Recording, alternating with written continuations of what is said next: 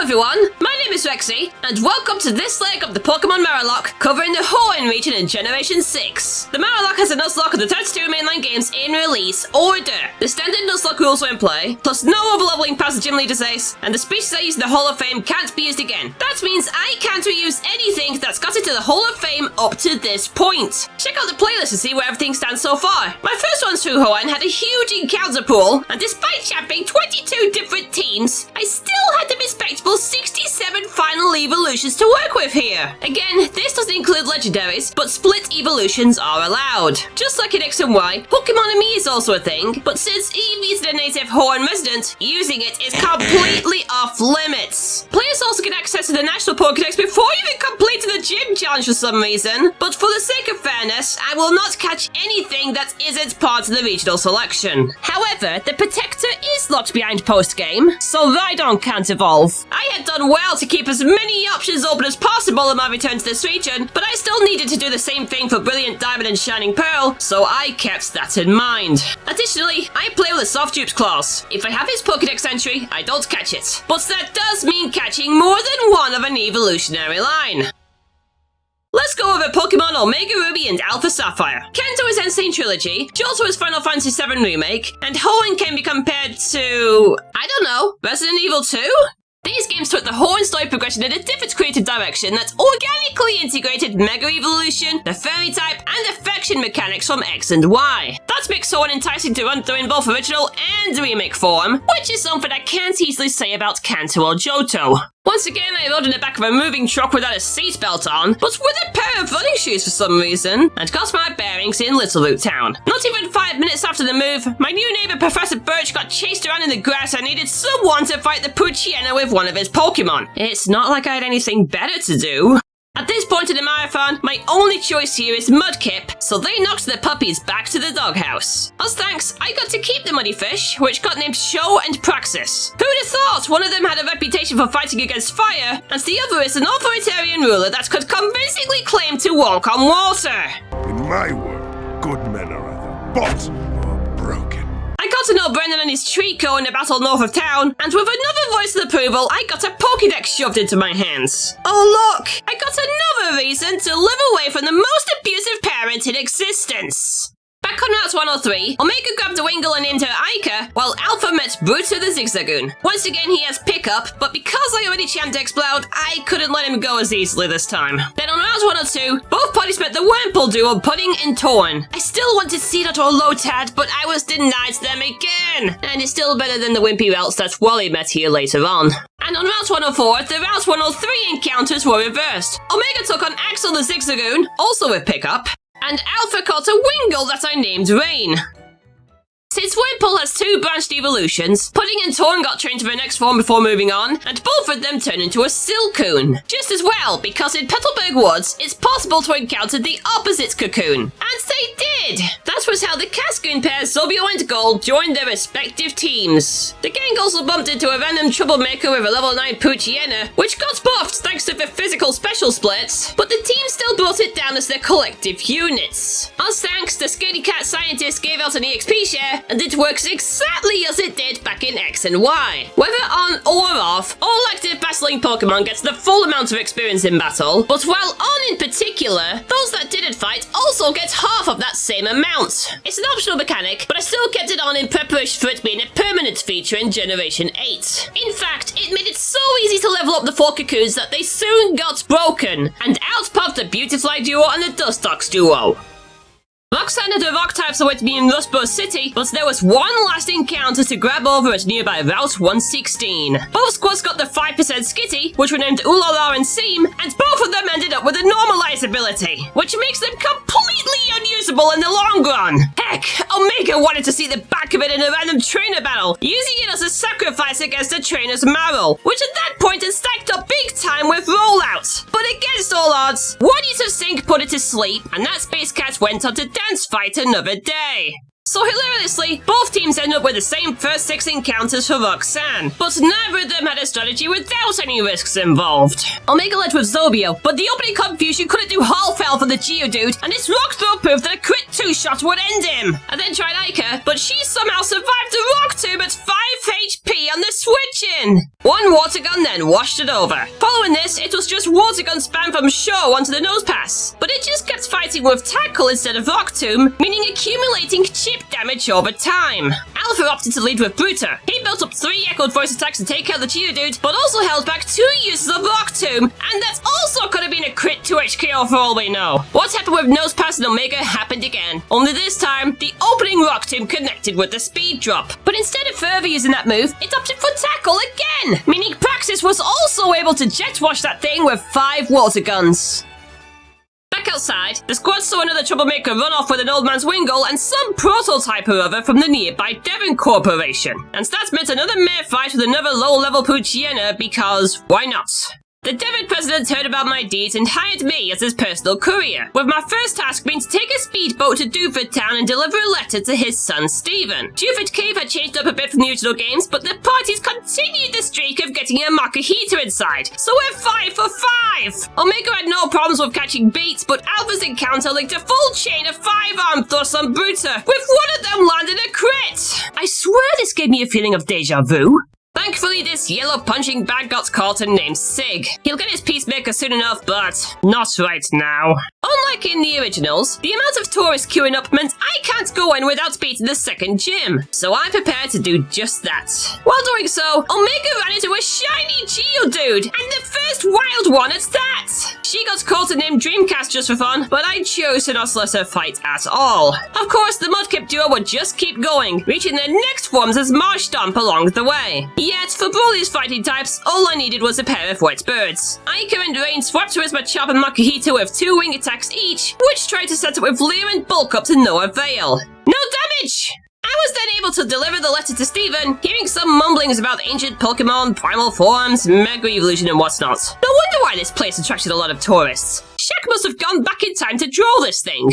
When I returned to the harbour, I got another assignment to deliver the rescued parcel to a Captain Stern dude over at Slateport. When out there, the gangs had an encounter at Route 110. Omega met Gilius the Electrike, and Alpha finally benched Seam when catching Oracle the Voltorb. Despite the clutch moments, Alpha's catch was a huge asset for the Team Magma and Aqua Raid at the Oceanic Museum. Their leaders, Maxie and Archie, both had separate visions, expanding the land for the good of human development and restoring the sea for the good of nature. Did joining Greenpeace not cut it or something? The gangs tried to get out of town, but this Lycia lady stopped us and tried and failed to get us to participate in the needlessly flashy Pokemon contest circuit. But at least the Pokeblock kit can have its uses. Maybe.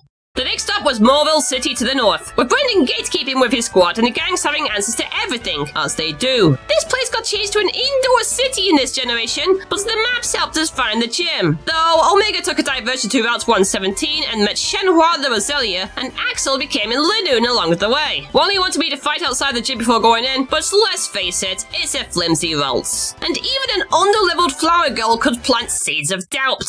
But so would Watson if things end up going wrong, and thankfully the Marshtomp duo also became a ground type to gain immunity against his electric type lineup. In Omega, Shaw ruled the battlefield with Mudshot spam. Magnemite was saved from an Orko thanks to Sturdy, which we took to our advantage and made Watson waste his potion stock. Once that was down, his illegal Magneton was a straight Orko thanks to it having Magnet's pull instead, and the pure electric type that was Voltorb went down to a 2-shot, and he takes tackle and mirror shots like they were nothing. For Alpha, Praxis deviated after the potion used by using tackle to break Sturdy on the Magnemite, but otherwise, Mudshot spam was the ticket. He did tank a tackle from it, actually did get confused from the Magneton Supersonic, and got a soft rollout from the Voltorb, but he got through, and the gang moved on. With access to Rock Smash, I used it to clear a path inside the Rust Earth Tunnel and expected to get the Strength HM like in the original games, but I ended up with some funny Agronite Stone. Oh wow, I can start a fancy Pebble collection here. Alpha stuck around here a little while longer and smashed a lone rock, beating Errol the Geodude in the process. As it turned out, Brendan had the Strength HM all along and gave it to me as soon as I reached him on Route 112, then advised me to keep going to Fall Arbor Town to the north. At this place, both squads met up a chop and named them Jackie and Tarin. Then inside the fiery path, Omega took on Tyrus the Numal and Alpha met Maya the Grimer. Though looking for an encounter took so long that the Makita pair had evolved into a Hariyama by that point. And when trading Tyrus on Cycling Road, Omega found a Manectite stone which may or may not be useful. The last stretch before reaching Full Orbit was Route 113, where Omega took on Amigo the Sandshrew. And by the time both squads left, Gilius evolved into a Manectric, Errol had turned into a Graveler, and the Wingull duo became a pair of Pelipper. Alpha also faced a scary trainer battle here. Maya was out in front to gain experience, but she went head first into a fight with a Trapinch holding Sand Tomb, Bulldoze, Dig, and the Arena Trap ability.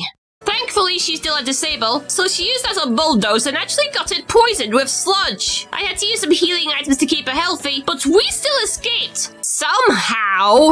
At Full Orbit Town, Brendan brought me to the home of one Professor Cosmo and learned that he and the prized meteorite got taken over to Meteor Falls to the west. So then we got thrown into a rescue mission. To get to Meteor Falls, we had to go through Route 114. That was where Omega met Gum the Nuzleaf. 3 gyms too late, may I add. And Alpha took on a Swablu that's got named Jack. And luckily for Omega, Amigo quickly evolved to a Sandslash in time for the rescue. When running inside the cave, both parties couldn't dodge an encounter and begrudgingly met the Zubat duo Rulu and Cleaver. I guess I can't use Salamence in this region. And when we get to the Magma and Aqua Grunts to back off during a double battle, Amigo got confused from a Mighty Enna Swagger, then his partner Coughing used Self-Destruct. That could have killed if the move landed a crit, but I am thankful that he survived. All of this culminated with reaching Maxie and Archie at Mount Chimney. Instead of tampering with the volcano itself, they wanted to power up the stolen meteorite into something bigger, and the squads had to battle both of them to put a stop to it. Omega had no issues against Maxie. Beat flinched Mighty Enna with Fake Out, then took out the rest of his health with Force Palm. Gilius went for a Spark 2 shot of the Golbat despite getting hit from a Confuse Ray, and Ica doused the Camerupt with a single Water Pulse. Torn led for Alpha and knocked out the Mighty Enna with a single Silver Wind. Sick tried to fight the Sharpedo, but it outsped with Swagger and he punched himself for huge damage. Gold swapped in on an Assurance and held back a second one to do as much damage as possible with his own Silver Wind. Then I brought in Torn, who also tanked Assurance and took out the rest of his health with Giga Drain. Praxis tried his best against the Golbat, but Confuse Ray caused him to punch himself twice and he was at risk to a Wing Attack crit. So Oracle went in, held back another Wing Attack and a crit Swift, then ran through it with 2 Electro Ball attacks. Following the fight, both leaders got a call saying they were meant to be somewhere else and just dumped the meteorite they stole for no reason at all. This region is really looking me with souvenirs, isn't it? From here, the gangs went down Jagged Pass, meeting the Spoink duo BD Joe and Vega along the way. At the foot of the mountain was Larvaridge Town, home of the local Moo Milk merchant, plus a gym that was full of geysers, hot springs, fire-type Pokemon, and trapdoors, I guess. While training there, Rulu and Cleaver reached their next forms as a Golbat pair, but neither team needed them. Yet Alpha did need Errol and evolved him into a Golem via trade. Then there was Flannery herself, but the squad set so many checks that her queens couldn't prevent a checkmate. For Omega, Sho immediately lashed out with all calls on the Slugma and Numel with Mudshot and Water Gun respectively. Torkoal tried to set up the Sun, but it got met with a soft sand boosted Mudshot 2-shot. You try saying that 10 times too fast. And Praxis used the same moves to get past her in Alpha, though the Numel went down to a Mudshot instead of Water Gun, and Torkoal set up with Curse instead of Sunny Day. Not even changing the past could stop us. Immediately after the fight, Brendan became a proper gentleman and took me on a walk back to Petalburg for gym number 5. My absentee dad Norman had his normal types. That meant needing more muscle going in, so Oracle evolved into an Electrode, and the Machop duo became a Machoke each, then evolved into a Machamp pair via trade. Just as well, because after that sizzle of a gym fight, Norman was ready to go beyond the ordinary. He led with his first Slacking, while Omega led with Beat. He denied an attack with Fake Outs, then ran Force Palm, which put it into healing range. One Hyper Potion use later, Beat went on to take it down with a Vital Throw and another Force Palm. Open Dex was Figure Off, and Ica denied any strong retaliate attacks thanks to Protect. Then I tried to attack with Brine, and it locked her into an Encore. So I went to Beat with a Fake Out flinch again, and he too got Encore trapped. Back to Ica, and she finally faltered Brian while holding back Retaliate. But it had the last laugh and locked her in with an Encore again before fainting. I still kept her in for the second Slacking, which interestingly started off with Swagger. And of course, she hit herself in confusion. I switched to Show on a Truant turn, then hit a Mudshot as he held onto a Retaliate that took over half of his health. Another Truant turn happened, and it brought in Gilius. He bolted a Discharge, then taxed a Retaliate that also could have killed if it was a crit. But static activated, so that's nice. I then butted Shenhua on another truant turn, and she leashed its last bit of health with Giga Drain. Similarly for Alpha, Sig prevented the first slacking from attacking with Freakouts, and thanks to the potion heal, he then pushed through with 2 Vital Throw attacks and a Force Palm. L was in for the Vigoroth, which chose to attack with Feint Attack instead of Retaliate. Bulldoze couldn't drop enough of a speed drop to escape from Encore, but it did give us a 2-hit KO. Then for the stronger slacking, I went with the same strategy as the first. Fake Out, Vital Full Spam. Sig did tank a hefty Retaliate that still wouldn't kill if it's crit, but that didn't matter. Now that the squads had access to Surf, it was time to head east out of Moorville. The squads bet Steven again, then got a distress call from a fluffy white torpedo, and defended its friend against Team Magma and Aqua in another double battle. As a result, Latios and Latias joined my side and became easy caretakers in the box, because I am still not working with legendaries. But Steven did give me this cool accessory called a Mega Bracelet, and after equipping Gilius with the Manectite I found earlier, he was ready to rip through the traders further up the path. On Route 119, Alpha met Daxter the Gloom in the tall grass, but Omega was there at night and went fishing around a particular rock, ultimately meeting Vice the Phoebus. This thing didn't look like much at first, but after using the Pokeblock kit to make some blue Pokeblocks out of the berries I had collected, I maxed out his beauty stats, then after one more level up, he became a Milotic, and that species is one of the monarchs of the Hoenn waters. Similarly, when keeping on fighting trainers here, Tyra showed more of her worth despite the rain and evolved into a Camerupt. Both of the squads chased out the evil teams at the Weather Institute, at least when they weren't trying to freeze everyone on sight. Then similarly showed no fear against Brendan in battle not long after. On Route 120, Omega caught II the Tropius, while Alpha met an Absol and named her Ashlyn. I'm not gonna lie, an Absol of Super Luck is a really powerful force of nature, but she ended up with pressure instead, meaning she isn't as good, but will still be handy to use later. After one more meeting with Steven where I sampled the Demoscope and received a Swampert Stone, and using Surf one more time to find a Leaf Stone downstream, it was time to challenge the 4-tree gym. And when fighting inside, the Sploik duo became a good big duo, but neither of them were needed for the fight ahead. As was Cleaver, who reached his final form as a Crobat here. The squads were ready to fly with what were known as flying types, and luckily her ace doesn't have Dragon Dance this time. Omega almost had a Mega Manectric Discharge Sweep. Gilius did, however, hold on to a quick attack from the Swallow and an Earthquake from the Altaria, and even then that Cloudbird was a 2-shot because of its partial Dragon type. Alpha had a more challenging fight. Oracle started off well with an Electro Ball 1-shot of the Swallow, but then she immediately sent out that big bad Altaria, which could still set up with Roost and Cotton Guard. Electro Ball works best if the user is faster than the target, so when L got switched in to fight the Altaria, I then felt it would be wiser to use Smackdown first, then go for Bulldoze to keep lowering its speed. He tanked 3 Earthquakes while pushing through with 5 speed drops. Next up was Rain, who had 2 jobs, Pivot and Earthquake, and to make it PP stall a little more. She used Air Cutter a few times until she also got close to crit range. Then it was time for Oracle to fight. Thanks to the speed drops, Electro Ball was hitting for insane amounts of damage, and would have easily been a 2-shot if it weren't for Booster with Ona's Hyper Potion. But she caved in, and this electric sphere pulled through, and also knocked out the Pelipper the same way. This thing was too battered to fight the Skarmory though, so Praxis went in for that one. He took a Sand Attack and Aerial Ace, but that didn't matter because I only needed 3 uses of Surf.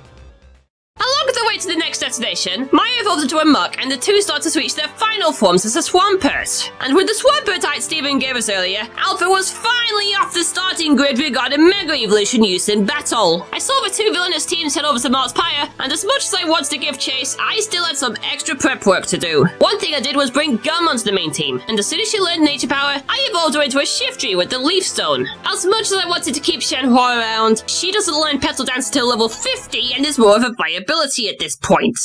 Another stop was the nearby Safari Zone, where Omega caught a Zatu named Olpa Olpa, Alpha found a new friend with Demus the Pinsir, and Ashlyn got a shimmering Megastone all to herself. Only then did the squad climb their way up the spooky tower that was Mount Pyre. And along the way, Alpha also ran into a shiny, albeit a Shuppet this time. And like Omega's big catch, that thing got called for fun and named Mar. This place may not have a Precursor Stone, but it did have 2 similar objects with the red and blue orb at the summit. And unlike in the original titles, Maxie and Archie stole the coloured orbs that corresponded to their respective uniforms. This timeline is getting more serious, I'm telling you now! Not so long after, Jack gained some fighting experience and evolved into an Altaria, meaning the first thing Alpha did at Lily Cove City was pick up a fancy stone for that contest lady's nerdiest fan.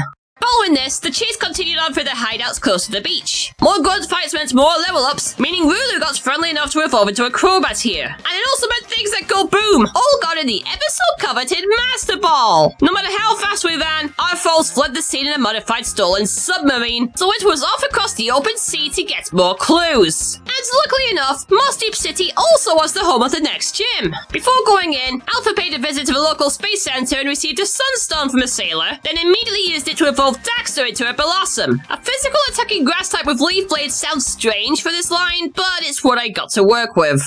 Weirdly enough, the level jump between badges 7 and 8 is just one level! And anticipating a lot of story between them, both games opted to form two separate squads. One to take on the Moss Deep Gym, and another to put a stop to the eco-criminals out at sea. Tate and Liza specialize in three things here: psychic types, double battles, and letting Roxanne influence their roster choices. Seriously, Sho and Ica went in for a double surf sweep in Omega. Sho's attack got a crit Orco on the Sollock as well, and the only damage they took was from each other. But Praxis got benched in Alpha, Sylvain got paired up with Ashlyn. This wet bird opened with a surf, which took out a metric chunk of the Floating Rock's HP, and a fair amount of Ashlyn's, while her partner Meg revolved and hacked away at the rest of their health with a Night Slash each.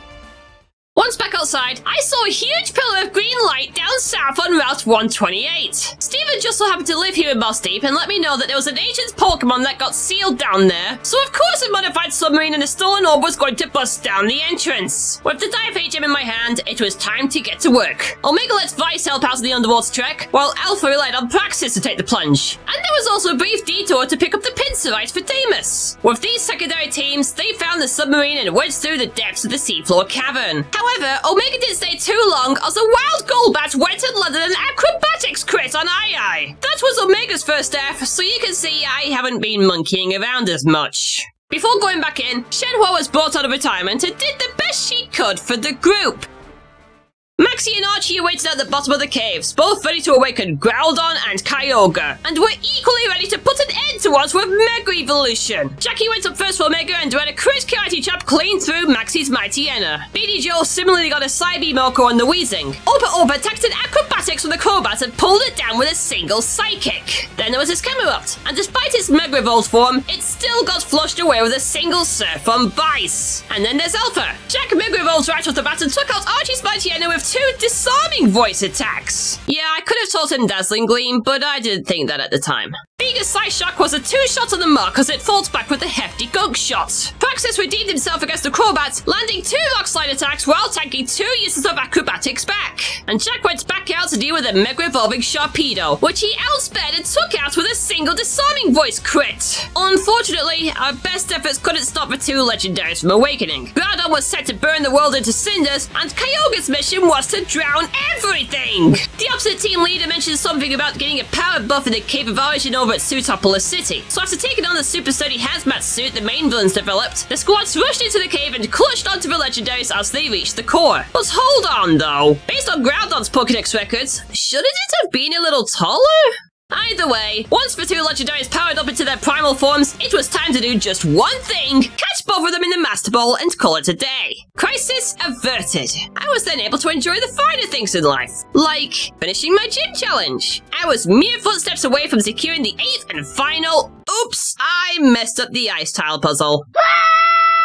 In due time, both squads went face-to-face against Wallace and his Water-type team. Gilius and Gum were Omega's main fighters. Things were okay to start with, an Orco discharge of a Love Disc and a Leaf Blade on the Wish Cache. But discharge was only a two-shot on the Maralocke, which pushed down over half of Gilius' health from a single Hydro Pump. I needed another strategy for Celio as Gum is weak to ice, so I sent out Beat and he ran an Orco close combat on it. And Gum returned to Leaf Blade the Sea King as well. In Alpha, Maya faced a rough start against his Love Disc, which immediately confused with Sweet Kiss. But his attacks were extremely meh, so I just kept her in. The first Sludge Wave didn't kill and bolted into the red, forcing Wallace to use the Hyper Potion. Two more then Sids connected for a two-shot, but not without more confusion shenanigans first. Daxter ran a straight Giga Drain Orco on the Wish Cache. Then there was the Special Destroyer Milotic. Maya tried with another Sludge Wave, but a Hydro Pump pushed her in crit range. So I brought in Sig, who held back two more Hydro Pumps and took out the rest of itself with close combat, effectively voiding my initial Celio strategy. Not like it mattered, fired because Oracle landed a discharge one-shot on it. But it did do the same back to the Sea King, leaving it on just a sliver of red HP. It then set up the rain to trigger Swift Swim and flinched with Waterfall while bringing it into kill range. That led me to bring up Dexter again, who held back another Waterfall and leached the rest of its health for the Giga Drain.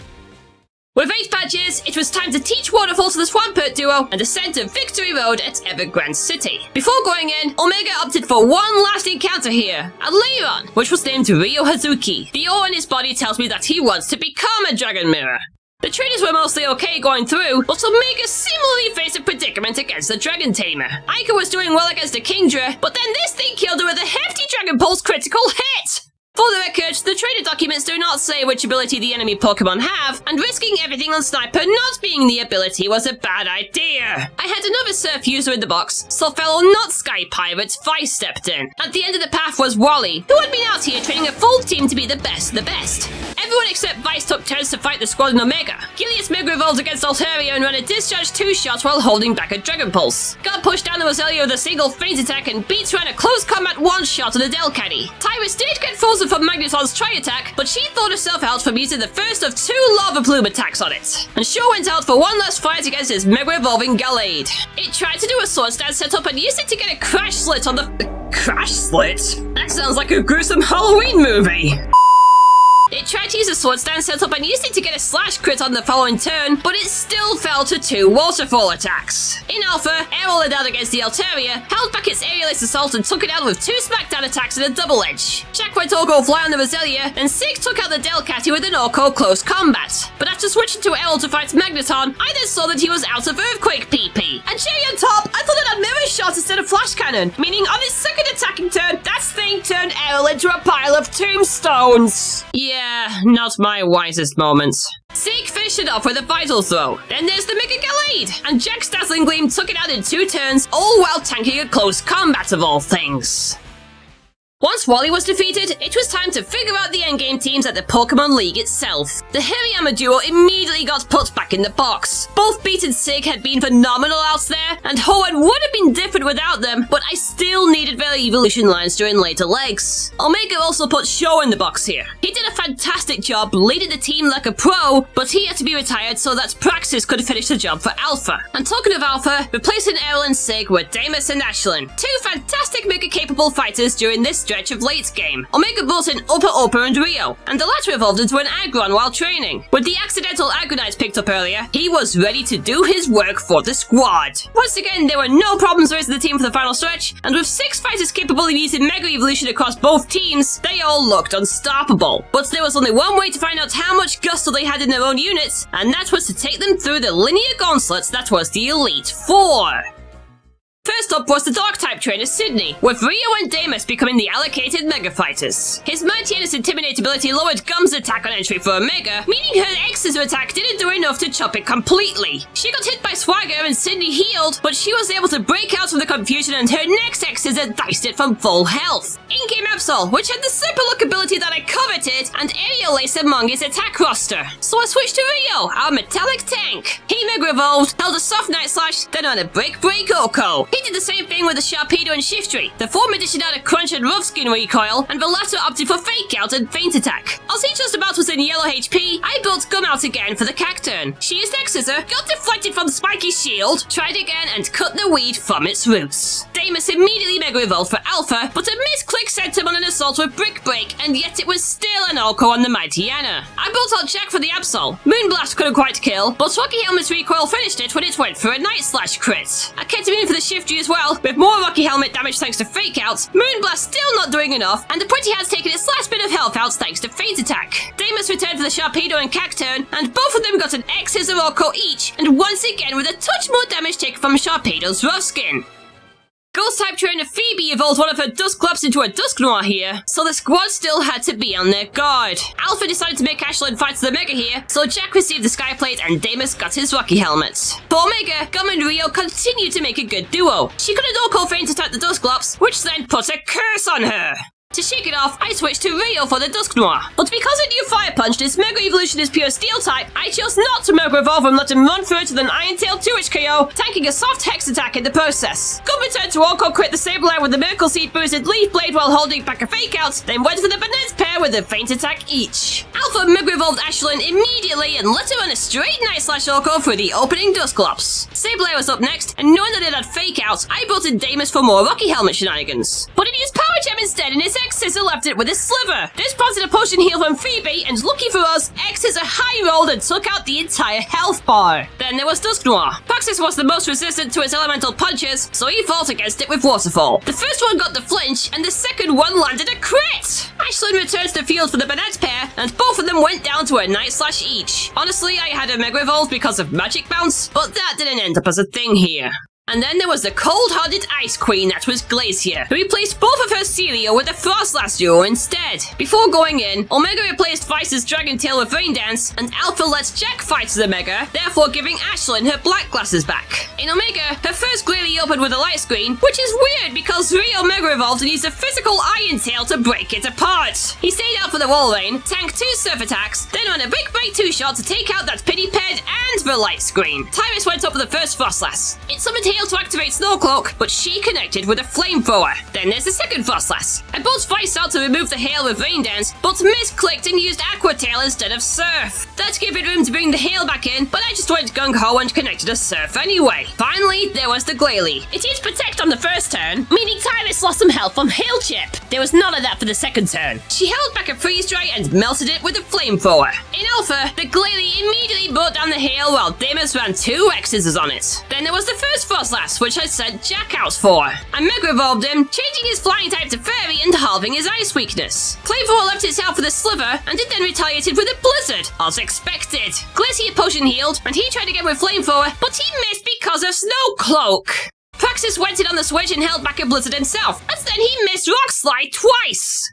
This wasn't looking good. Ashlyn went in to be 3rd time lucky. She held back a Blizzard and got hit with a Confuse Ray, but despite this, she lashed out with a Night Slash needed for the kill. I needed Pressure Health for the second Frostlass, so I sent out Oracle. It missed the first discharge, but did get the 2-shot on that same move right after. Wall Rain was in, and out went Damus again. He went for a Big Break 2-H KO, holding back a beefy Hail-boosted Blizzard in the process. And there was a final gambit, a Glalie. Freeze Dry or Ice Shot would one-shot anyone who had already fought, and could even Oracle Daxter. I took the gamble with Oracle and let it use Explosion on it, but it only took out half of its health. By then, the hail had stopped, and it was safe enough for Jack to take out the rest of its health with Flamethrower, at least after Protect stalling happened. That meant Alpha was 1 teammate down for Drake and his dragon types. Before going in, the squad saluted their fallen friend, and I passed the expert spells over to Praxis. Omega had no problems thanks to Vice. With Ice Beam spam and the expert spells, he went savage. Oracles on the Altaria, the Flagon Duo and the Salamence, with the latter even giving him an attack boost thanks to its Intimidate ability triggering competitive. Kingdra's sniper ability sounded scary, but Vice also had the highest special defense stat to the gang, and he held soft damage from Dragon Pulse while going in for the Ice Beam 2-shot. In Alpha, Praxis stepped out front to run an Orko Ice Beam on the Altaria and the Flagon pair. But the Salamence not only got a crit Dragon Rush in, but it also hit a flinch! I went into Jack, which wasn't a wise idea, because he got hit with a Dragon Rush on the switch that thankfully didn't crit. He Mega Evolved to remove his Dragon weakness altogether, then lashed out at both the Salamence and the Kingdra in the back with Moonblast.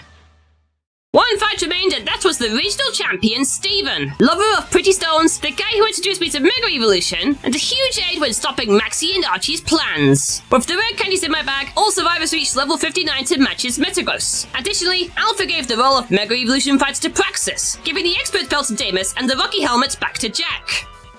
The battle started. Gilius opened for Omega and started a fight with a flurry of discharge attacks on the Skarmory, which activated Sturdy and led to a full restore heal. He also dodged Toxic as well, making him more in shape for the rest of the fight. Aggron was next, which as we know has the special defense of a used tissue, but it's still as Sturdy, which again got activated, this time from Vice and Surf. He held onto a Stone Edge pretty well though. I didn't think I needed that big lump of Iron Ryo Azuki early, but I did, and that was against the Cradily. He Mega Evolved, ran a Big Break 2-shot and held off a Giga Drain. Then his Claydol, which gone completely walled, and she chopped away with the crit Leaf Blade Oko. Vice returned for the Amaldo and ran a single expert belt boosted Surf. And finally, there was the dreaded Mega Metagross, which as we know, Rio was ready. It pushed through with a Giga Impact, but that hardly did anything, and it was left vulnerable to 2 Earthquake attacks. For Alpha, Jack sent out a Flamethrower on the Skarmory, and it retaliated with a Steel Wing that also got Rocky Helmet recoil. That brought in Steven's first full restore heal, and a further 2 uses of Flamethrower barbecued that Metal Chicken. Eggwan was up next, and so I sent out Praxis. He Mega Evolved, then went for a once full 2-shot while holding back an Earthquake. Deimos went up against Cradley and went for Break Break. I thought for sure it would go for Ancient Power, but nope. Confuse Ray, which he broke out of on the way to the 2-shots. Claydol and its setup-based move pool meant an actual